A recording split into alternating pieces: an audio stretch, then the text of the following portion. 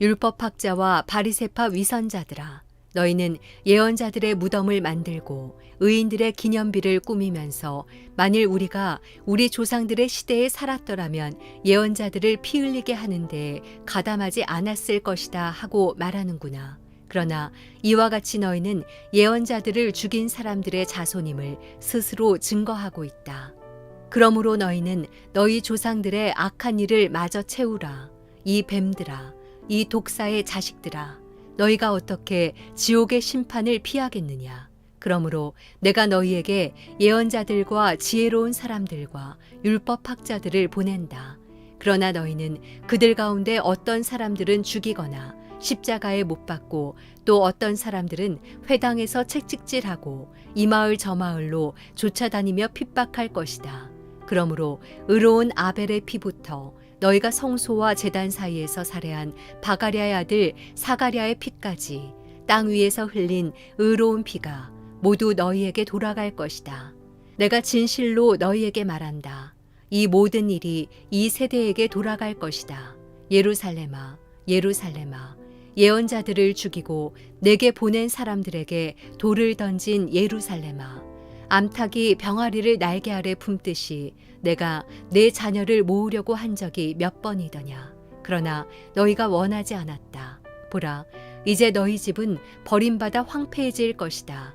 내가 너희에게 말한다. 주의 이름으로 오시는 분이 복되시다 하고 말할 때까지 너희가 다시는 나를 보지 못할 것이다. 금요일 아침 기도회를 시작하겠습니다.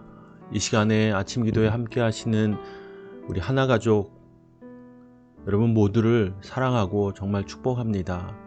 하나님의 말씀을 사모하고 또 하나님의 역사를 갈망하는 여러분의 그 마음 가운데 하나님께서 말씀을 통해 위로와 힘을 주실 것입니다. 그리고 무엇보다 하나님을 향한 신뢰가 다시금 견고해지는 그런 아침이 되길 원합니다. 오늘은 마태복음 23장 29절에서 39절까지의 말씀을 함께 나누기 원합니다. 오늘도 어제에 이어서 예수님께서는 계속 유대인들, 그 중에서 율법학자들, 바리새파인들, 종교 지도자들을 향해서 아주 단호하게 저주의 말씀을 전하십니다. 그러며 그들을 향해 독사의 자식이다 라는 표현을 쓰시면서까지 그들을 향해 저주하십니다. 그러면서 오늘 마지막으로 예수님께서 이와 같은 말씀을 하십니다. 주의 이름으로 오시는 분이 복되시다 하고 말할 때까지 너희가 다시는 나를 보지 못할 것이다 라고 말입니다. 저는 이 말씀을 묵상해 보았습니다. 주의 이름으로 오시는 분이 복되시다 라고 말할 때까지 주님을 볼 수 없다. 그러면 반대로 생각하면 이러한 고백이 있을 때에 주님을 만날 수 있는 것입니다. 이 말씀의 대상이 누구인지를 기억해 보십시오. 예수님을 영접하지도 인정하지도 않았던 정말 목이 곧은 백성 이스라엘을 생각할 때 그들이 예수님을 영접하고 인정하면 예수님을 만날 수 있다는 사실을 다시 한번 주님께서 전해주고 계십니다.